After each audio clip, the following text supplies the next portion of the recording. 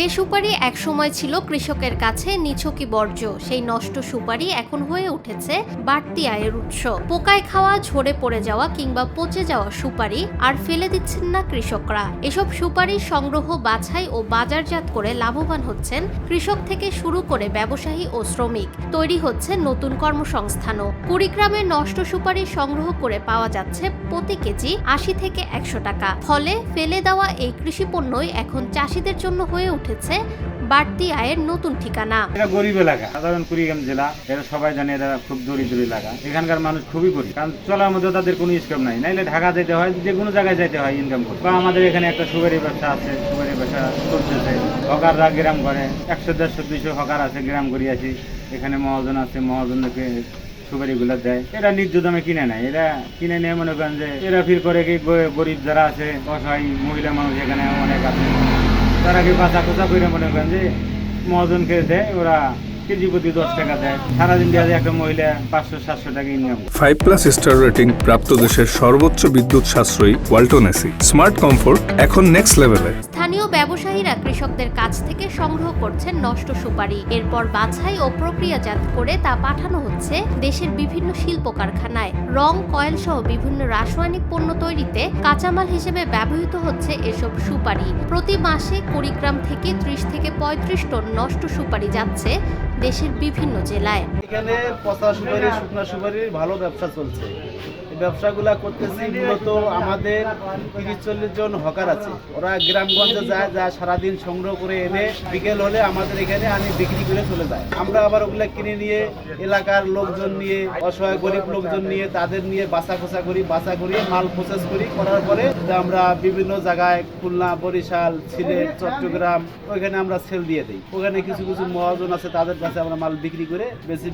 তাতে আমাদের কিছু লাভবান হয়। একসময় যে সুপারি ছিল ফেলে দেওয়ার বস্তু, সেটি এখন বদলে দিয়েছে অনেক মানুষের জীবনের হিসাব। এই ব্যবসাকে কেন্দ্র করে কুড়িগ্রামে কাজের সুযোগ পেয়েছেন শতাধিক নারী পুরুষ।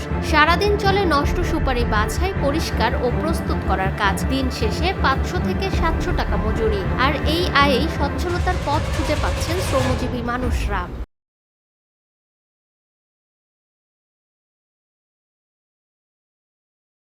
আমরা আমাদের এখানে মানে ৪-৫ জন সুপারি ব্যবসায়ী আছে। আমরা এখানে বছর ৩ থেকে কাজ করি, ১৮-১৯ জন মহিলা কাজ করি, পুরুষ মহিলা কাজ করি।